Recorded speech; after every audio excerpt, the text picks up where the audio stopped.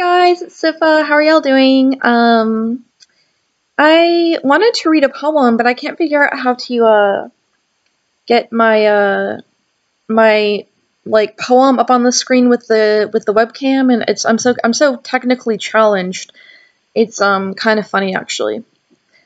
That's why I used to go by Granny Sif, because I'm very technically challenged and I do other granny-like things. Anyway, so I was going to talk about some of my spiritual experiences in life, mostly shamanism. Now, I've talked about this a little bit in the past. I read a poem about my shamanic experiences. So basically, let me go into a little bit of background about this. So, like, shamanism, I took a class on this in college. Actually, I took a couple classes on this in college. And shamanism is basically like the basis of all religions. It's like the original religion. And what it involves is and every person every person like around the world in like ancient times has practiced it. So it's like if you're anyone, like your ancestors probably practiced shamanism at some point in your life. So that didn't really make any sense, but you know what I mean. So basically, a lot of people will practice shamanism using drugs like peyote, hallucinogens, mushrooms, because you're going on a journey to another world. Now, I don't use drugs because I don't do drugs, and I don't really condone using drugs. So I'm not saying, like, you don't have to use drugs to do this, because a lot of people will say that you should, but I don't use that. I've never done that before. I do it just fine without it. But traditionally talking, that's how a lot of people would do it. So what you would do is you would take the drugs, and then you would lay in a circle with the shaman, or with, and then you would play the drum beat. And there's a specific drum beat that you need to play. And then you would close your eyes and start journeying, like you'd be around a fire and you'd start journeying. And so basically how this works is, like, when you journey, there's the middle world, which is our world, and there's the upper world, which is like kind of like heaven, and then there's the lower world where your ancestors live and where the dead live. But it's not hell, it's like where your ancestors live. And so when you close your eyes, you always start out in the middle world, and you picture yourself here, and then you climb up to you ascend to heaven, and then you climb down to go to the underworld. And you have a teacher. Your teacher is usually in the, your teacher can be anywhere. Your ancestors are usually your teacher's usually in the underworld. And your teacher is the one that tells you, like, how to, do things, like how to heal yourself, how to make magic happen. And then you have your spirit animal, and your spirit animal follows you everywhere you go. But anyway, I'm going to talk about what happened to me. So what happened is, like, about 2 or 3 years ago, I started meditating a lot because I was trying to recover from anorexia and get over my body image problems and stop hurting myself. And so I was meditating daily, and I would be in the bathtub and I would be meditating, and then shit would just start happening. Like, stuff would just start happening in my head, and I would see things. And so it started out where, like, I found myself on the edge of a cliff.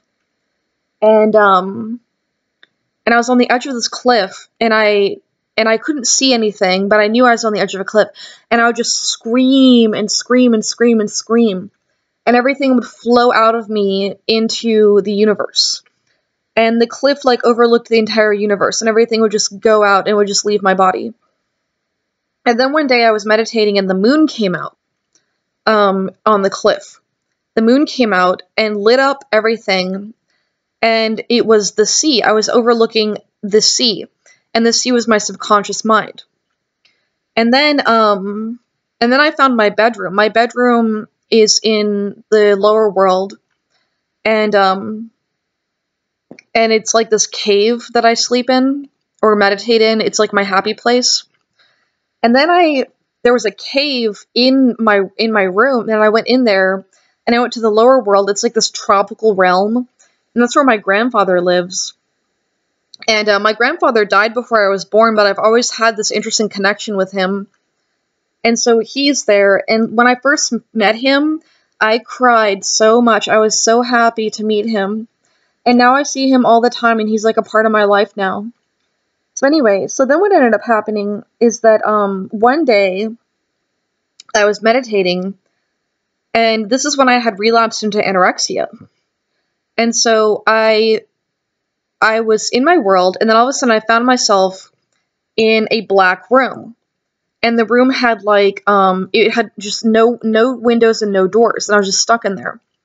And basically what ended up happening is that I tried to kill myself in there, and then I realized that I didn't want to do that. And then I discovered that there was this girl in there. This girl, she came out of my body. Like, she came out of my throat. And it was my little spirit girl, Siffa, and that's where I get my name from. Siffa is this little girl, and she's like the good girl inside of me. And so I nursed her back to health because she was like dying, and I basically healed her, as in healing a part of myself. And then the next night, me and Siffa were at the ocean, at the beach under the cliff, and we found her sister Antonia, who's the other part of me, like the rage and the anger and the anger and the anxiety and everything. And Antonia was in her cage, because Antonia, I kept her caged up for years because she was too crazy and I couldn't control her. So I kept her locked in a cage. And so I found her in her cage, and she was dead. She was drowned in the ocean. And so I pulled the cage out of the ocean and I revived her. And then, but they're little girls. And so then eventually what happened is that Sif and Antonia got better, and I started feeling better because I healed them and healed myself. And then what happened is that I realized that Sif and Antonia they changed, and they grew into adult forms. And Siffa reigns in the upper world in heaven. She has a palace up there on the clouds with the angels, and she carries a sword to represent standing up for herself because she's weak and shy and meek, and to stand up for herself she carries a sword. And then Antonia reigns over the lower world in her palace, the older one, and she carries a shield to represent, peace from her rage. And then the other spirits that I have my guardian angel. Her name's Gardenia, and she lives in the upper world. And she's actually friends with Satan, and Satan lives in the upper world too. And I discovered that he's really not that bad of a person. He's just kind of like, because there is no good and evil, there's always in between. Nothing is really so cut and dry as good and evil. And so Satan is friends with my guardian angel. And then one day I discovered the divine goddess, and she is the creator of the universe. And she lives in a beautiful tent, like a gypsy tent in the upper world. And I go to her, and she tells me all these things, and she told me that I can heal myself. She told me that I'm a healer. And she told me that Gardenia, my guardian angel, can foresee the future. And then one day I went up to the very, very top of the upper world, and I found who I call the Ancient Mother, who is an ancient ancestor of mine, and she's a shaman, and she teaches me how to use skills to heal myself and others. And she's kind of a snarky old lady, but yeah, she's great. So yeah, so I did all of this. This was over a course of like a few years. And then I took a class, and I didn't even realize that I had been practicing shamanism until someone told me. I thought I was just being crazy. I thought I was just going insane or something. But I figured out that I'd been practicing shamanism, and then I realized that I'd been practicing shamanism for most of my life.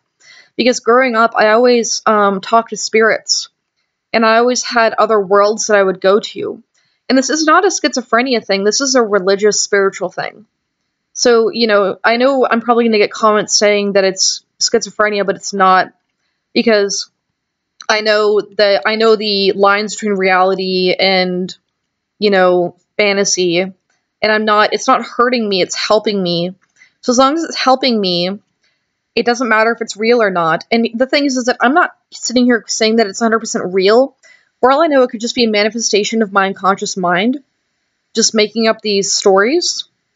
But either way, it doesn't really matter to me as long as it helps. So yeah, I don't want to make this video too long. It's already been 10 minutes. But anyway, if y'all have any questions, let me know. Y'all have a great day, okay?